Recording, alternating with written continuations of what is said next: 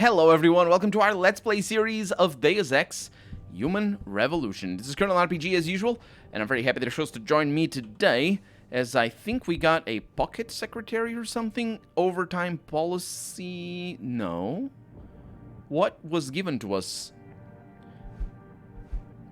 It has come to my attention that many of you are logging overtime... no.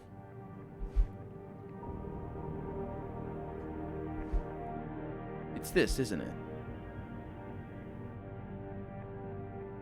Yeah, it is. This is what we got last episode. Late night coffee break. Andrea, you got... yeah, these are emails. We had these already. It's just there. But this is what we got now. Greetings, Shine Ferret. Shine Ferret? Sure. Nuclear Snake's got an assignment for you. That's his thing. Nuclear Snake. It's come to my attention that someone has been stealing neuropazine. No. No. This is not what we're looking for. What exactly did he give me? Here, this is for you. It's a corporate passport encoded with your biometrics. I've set up a false flag routing which should get you to Henshaw Island without any problems. You're sending me to China? What about FEMA? FEMA's got nothing to do with this, trust me. We'll have better luck in China. How can you say that?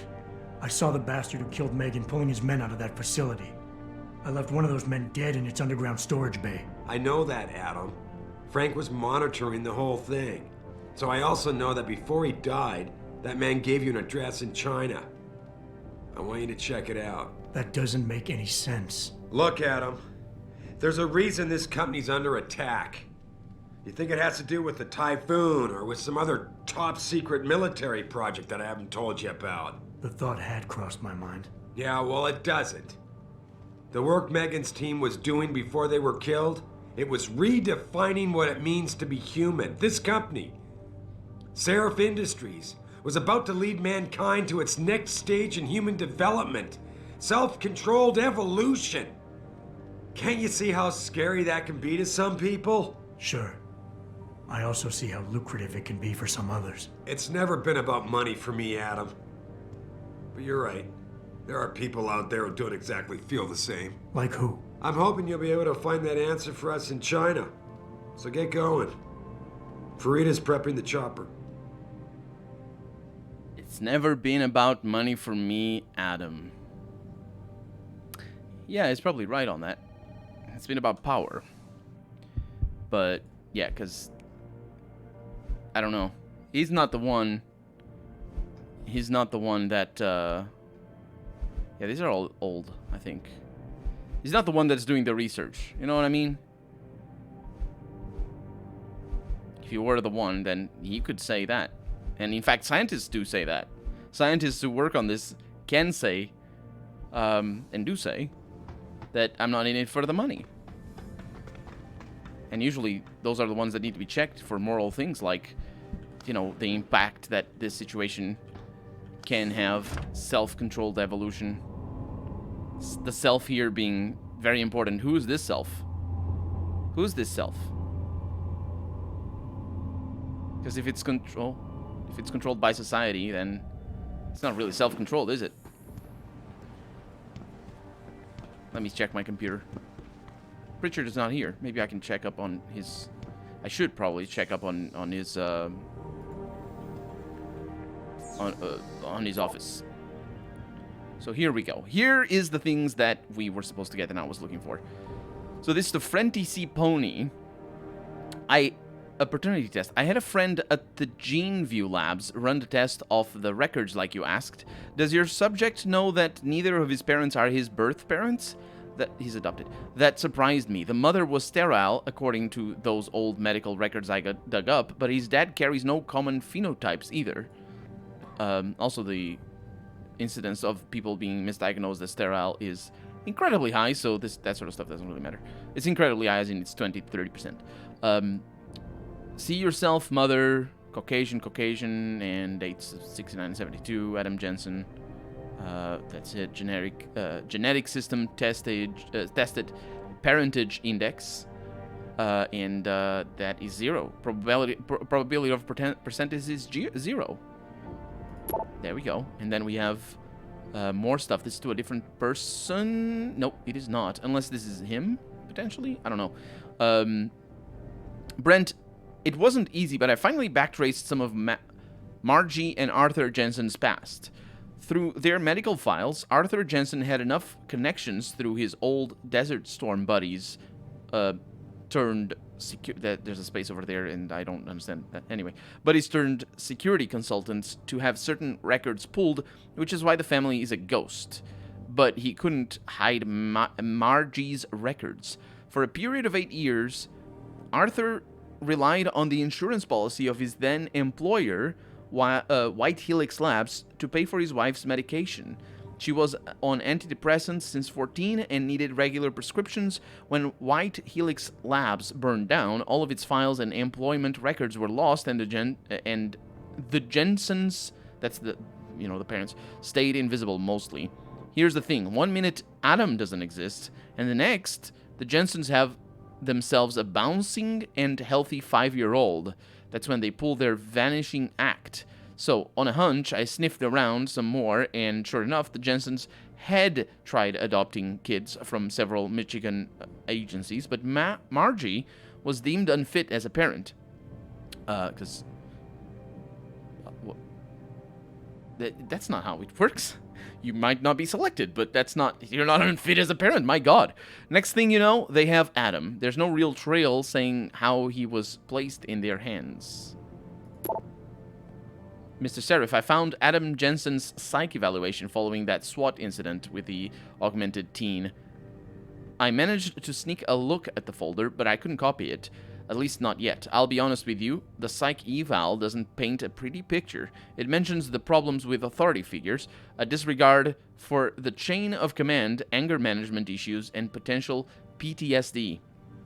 Here's the thing. When you hired me, you said you wanted me to read between the lines, so here it is.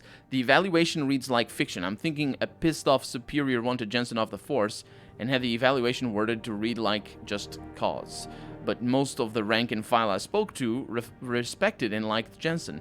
They thought he was a real straight shooter, even though the SWAT incident soured his reputation a little. Still, even my source liked him enough to want to keep his psych eval buried. Well, I guess that's that. There's not much to go on. Athena tells me you spoke to Seraph. Did he happen to tell you why he made us look like idiots? I'm handling it. You can imagine how relieved I am to hear that. I'll tell you what. While you follow any lead Seraph spoon-feeds you, I'm going to do what I should have done in the first place and backtrace that signal. That's your pride talking. Still, get back to me if you find something. You meant when? Pretty sure I didn't. Is that conversation always... does that conversation always go like that? Because if it doesn't, that's really cool. I wouldn't think it does always go like that. I mean... because that was a... he was... yeah, they were about to... I mean... you go, Jensen. Absolutely. Pritchard is a very unsympathetic character. He does come across as an absolute jerk. But then so do many of the characters of this game. Just, that kind of place, I suppose. Everybody is a jerk. There's a lot of that kind of fiction as well, unfortunately. And say unfortunately, but I mean, it's just easy to write people who complain at each other, because it's very easy to create tension when you do that. And also, especially if you're creating fiction for television, it's also very easy to act. Anger is the easiest emotion to act, and that's why you see cheap novellas be like, or telenovelas be like that. Just a lot of people shouting at each other. Oh, I need to go to the helipad. That's right. We could probably check the news. Maybe it changed. And I say news, I don't mean news. I mean, it says news, but it isn't.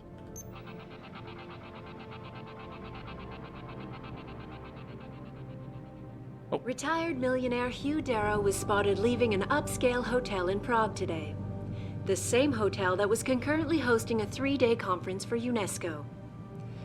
This sighting comes barely 3 days after VersaLife CEO Bob Page was also spotted powwowing with United Nations delegates, this time outside the international organization's New York headquarters.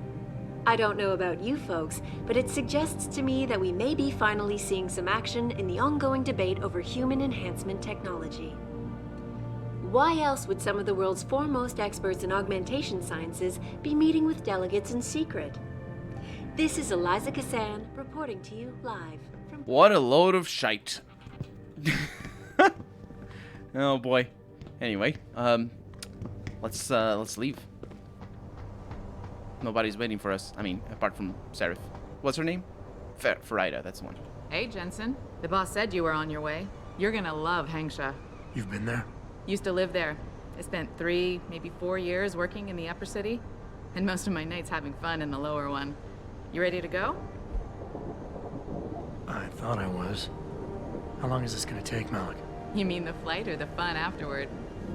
Don't worry, we'll be there before you know it. Climb in. This is highly unprofessional. Highly unprofessional. What do you mean fun? I'm on the job.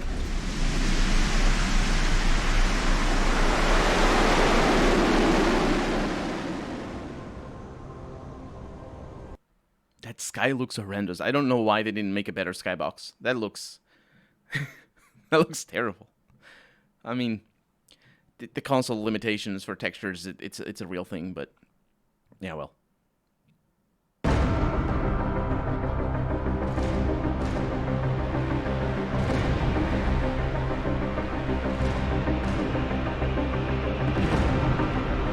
Jensen, you might want to get ready. The jewel of the Yangtze approaches. Son of a bitch. We're supposed to find answers in that. Hey, twice the scum and half the space. Hang on, we're going in. The address you got off that Merc, Hangshaw Court Gardens. It's a bit of a walk from here in the Yuzhou district, but I figured it might be best not to drop you too close. In case Barrett only gave up the address, knowing I'd walk into another trap. It's the kind of thing I'd do to an enemy. You want my advice? Just find out who lives there and get out.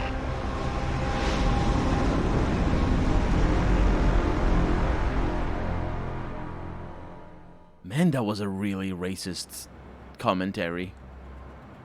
Or classist, which also has hints of racism. Twice the scum in half the space, or the same space. But we are in Shanghai, I think, or China. Was it Henshai? I believe. Yeah, this sort of stuff doesn't actually, like, if you take it seriously, that sort of stuff only reflects. Oh, look at that! There's airplanes going on. Can you see them? One of them is lower, or faster anyway. This sort of double layer city only reflects stratification of society, not really how packed things are or how close together things are packed. Because you can see enormous amounts of space between here and up there, and you can make it very. You can come to very easy conclusions of why would you build that platform and have all the engineering and resource, like building a thing like this is possibly impossible, in fact, but incredibly, it's very resource intensive, obviously. Why don't you just make the buildings twice as tall? You got the same. It's good. It's done. That's all. That's all you need. Make the buildings twice as tall. It's just that. And in fact, that's how society. That's how cities grow. They go tall. But yeah, it's a 2-stacked city with the upper city and the lower city, which I know from. There's some cool things down there. I know from Star Wars Knights of the Old Republic also has. And in that game, it comes across precisely as a commentary on how racist and classist their planets are. The planets that have this sort of stuff. Which in this game, I don't know, that is the commentary. Have you seen Ning lately? Not since last week. I'm starting to get worried. She missed 3 days of work already. You don't think... Chan, for Ning's sake, I hope not. May is worried, though. Speaking of May, is she still downstairs arguing with Acker? Where else would she be? That girl is seriously going to get herself into trouble one of these days. If that were the case, she'd already be in trouble. Between you and me, I'm starting to think Chan's afraid of her. Well, it's nice to find some American working girls. If you're looking for a friend, I'd head downstairs. A lot of girls looking for the company of a handsome man like you. They're gonna need to look harder. At least for right now. This is the Hung Huya Hotel. I'm not actually 100% sure that the H is pronounced with the h sound that English has for the H. I'm not sure. People do that, though, a lot. Tomorrow is green. A blueprint for saving the Earth. The plain truth is this. We as a species have brutally abused our mother world, and now only we as a species in concert can heal it once more. Which is this in concert is very beneficial for the people who actually are responsible for the abusing of the mother world, which are the richest people. So now we must all hold hands together and definitely not pay our just desserts. How do we accomplish this? There are many ways, and they start with each and every one of us, because of course it wouldn't be the ones that did it the worst being the ones that are most responsible, from taking individual responsibility, but not the ones in power, to reduce one's carbon footprints through to larger and more proactive projects requiring dynamic cross-national cooperation, although that is also true, such as close orbit mirrors. Yeah, definitely that is, yeah. Orbital microsatellite mirrors capable of deflecting sunlight. Talk about the same problem that I pointed out with the building another city on top of a current city. It's just the same problems again with the whole, glass structures and all that. Anyway, green tech energy solutions, solar power cells, wind farms, wave power, iron seeding, stimulating ocean plankton to consume carbon. Oh, is that how that works? Yeah. Cloud ships, mobile wind-powered vessels capable of turning seawater into white counter-solar clouds via weather modification. Synthetic trees, nature-imitative carbon capture technologies. We have synthetic trees right now, by the way. They're about only 5% as efficient as normal trees. Why can't you just plant the normal trees? I mean, in this setting, that you would plant synthetic trees if they were better for carbon things, which they might not be, or probably won't be. Anyway, deep ocean water displacement, piping systems to draw water from the ocean depths up to stimulate the Earth's capacity of self-healing. No mention there of actually stopping to produce carbon. Also, no mention how every one of us has to take responsibility, because none of that sounded like something the common folk can do, which is usually the premise of politicians being like, I want to be seen as doing something for the environment. Let me talk about things that nobody's going to be able to do anything about. The Bell Tower Way, company history. In the 1990s, decorated officer Roger St. John Fawkes left the British Army and became a strategic consultant for a UK-based private military contractor. That's what PMC stands for. Did I correct myself before? Because I said PMC stands for something else before in like 20 episodes in the past. And I don't know that I corrected myself. Anyway, what he learned there encouraged him to strike out on his own, calling in favors from contracts gleaned from years in the army. St. John's Folk set up Bell Tower UK, the precursor to the Bell Tower Group PLC. That sounds like he didn't do it on his own, though. It's interesting wording, because it's a company. His personal ethos informed everything about the company's operations and corporate policy, and Bell Tower became known for its refusal to engage in any contracts of a, quote, ethically challenged, unquote, nature. At first, Bell Tower operated in minor conflict hotspots, because that's not ethically challenged, handling low-level corporate security. Again, because that's not ethically challenged. Kidnap and retrieval and close protection details. Oh, it's protection, right. By the early 2000s, the company had expanded its operations and grown into Bell Tower Associates, an umbrella entity. The Bell Tower Group now included subdivisions such as Bell Tower Maritime Security, Bell Tower Alpha, Hackwall Data Protection Services, and Sky Secure Aviation. But I don't think I have heard of those. Maybe we're going to hear about them in Hong Kong over here. I'm trying to explore the upper level first before I go downstairs. Because otherwise that's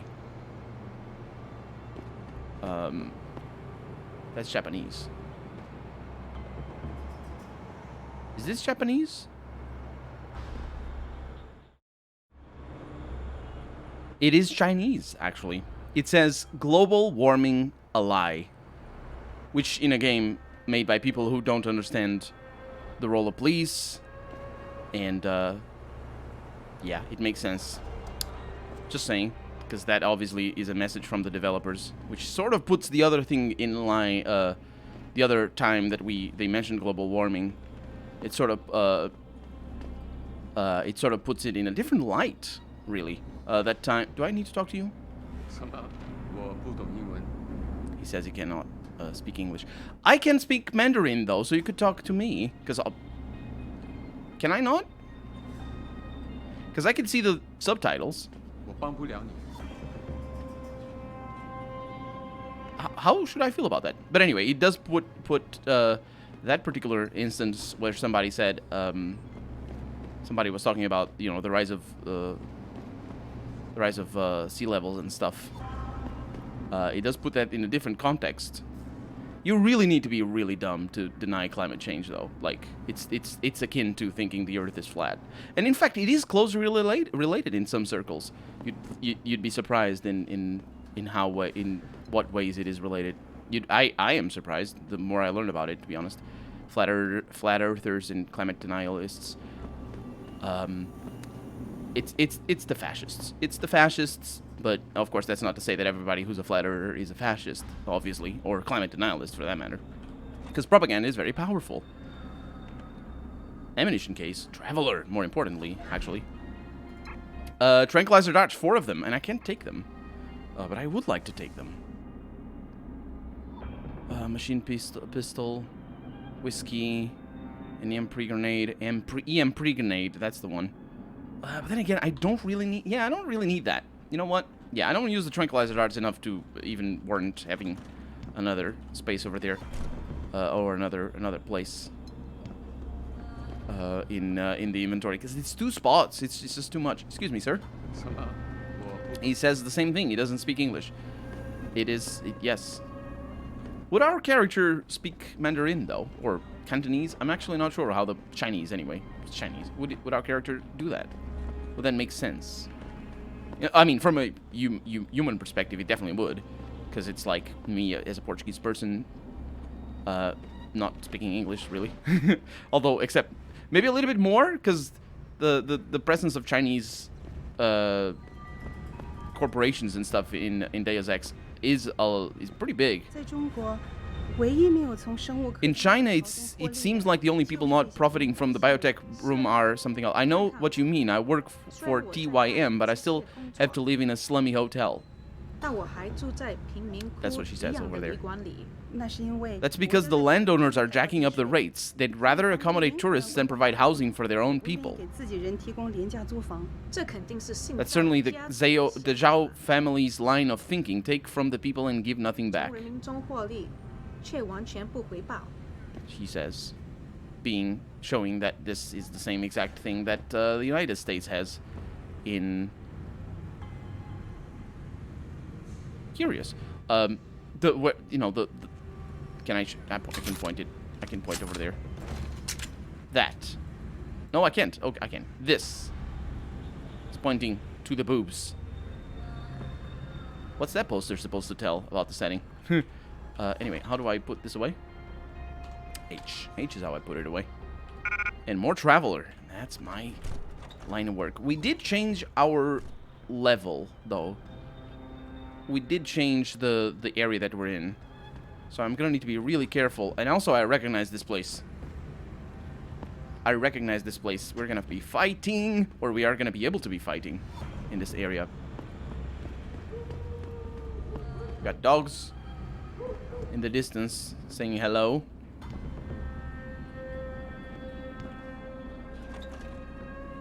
And more Traveler. It is such a weird thing that we get Traveler experience bonus by just getting into people's crap. Hello. He says he cannot speak English. And also another way that our character could speak English is just by being the Matrix. I know Kung Fu or something. Except it probably doesn't work like that. Is that a Renault Megane?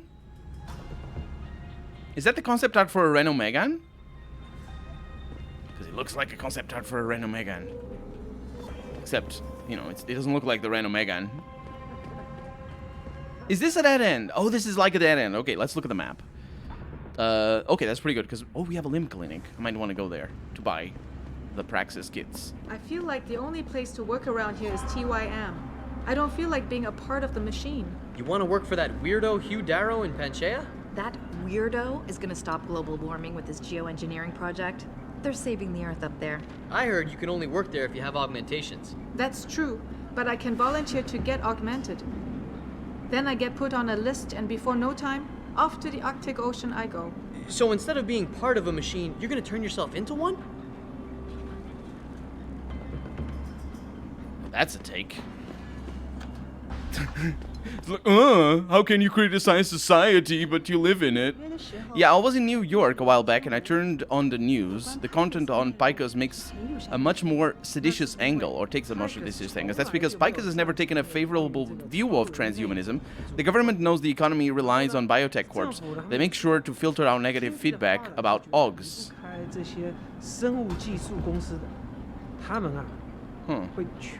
That's an interesting thing, what I just read, and what he's saying.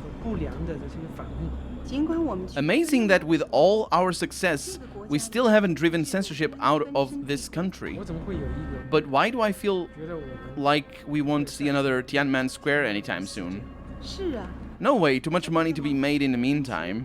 But what we may see is the corporation slowly take over the NPC. We may end up with a Chairman Zhao one day. Chairman Zhao is the communist one, right? The one that came before the one that would the current one, the Jiang Zhengping. I think I'm mispronouncing names because I know them from memory, hearing them rather than reading them. I don't know what they comment about the Tiananmen Square is. I know what Tiananmen Square is though. Tiananmen Square. I just read it and I don't know how to pronounce it. Tiananmen. Tiananmen Square, I believe is how it's pronounced, or how it's said. I think there was a strike from the students. Unfortunately, I don't know what they were protesting. I can imagine. And there were, I don't know the numbers of death, but the Chinese army moved in and killed people, a bunch of people. There's famous pictures and all that. And modern day and current as of the Deus Ex, current day Chinese government. Oh, it's this guy here as well in the radio. Current day government. There's poo over there. That's poo. I don't want to step on the poo. I step on the poo. Yeah, current day is already is the same as our current day government, or it would be anyway. Because wait. This is of course not in 2020. This was made in 2012, but it's still the point is, they do in China. You can't say Tiananmen. You can't talk about Tiananmen Square. It's all censored up and all that. It's also interesting that they do equate censorship.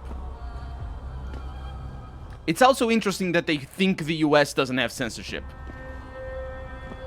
And people don't talk about it like that, I think, in sensorial. That's interesting. Maybe they do talk about it like that. Not here in Portugal. We had censorship, to put it in those terms, from 1940 to 1974, and people do talk about it as the censorship. Portugal had the censorship, but when they talk about abolishing it, they talk about, or the way they abolished it for sure, and the way they talked about it before was to bring the whole system down. It wasn't like they need to pass a law that doesn't stops with the please stop with the censorship. That is the bad. No, it's the whole system. It's the whole authoritarian system. That's a problem. And it is a problem in China for sure, but it's not the censorship. If China fixed the censorship right now, it wouldn't fix all the problems. It wouldn't fix the vast majority of the problems that China has, like genocide of the Uyghur population and a lot of other things that are bad in regards to it being an authoritarian regime. And it's the same thing in the US, just because they don't have the censorship. Excuse me. Oh, civilians. I'm getting a little bit lost, by the way. Just because they don't have the censorship, it doesn't mean they don't have all the problems that this game is satirizing, knowingly or unknowingly. Because there's a lot of satire that you just can't avoid when you make a cyberpunk setting. Anyway, we're out of time for today. So I'm going to look around a little bit more, make sure I have been to every place that I... Because there's a lot of things in here. Make sure that I've been to every place that I've been to on camera. Make sure I commit it to my memory. Because I think I will commit it to my memory. But for right now, I'm Colonel RPG, and this has been Deus Ex Human Revolution. I really hope you've enjoyed it. And if you did, go ahead and leave a comment. Like the video if you want to see the next episode come out sooner rather than later. But above all, thank you so much for watching, and I hope I'll see you next episode. Bye-bye.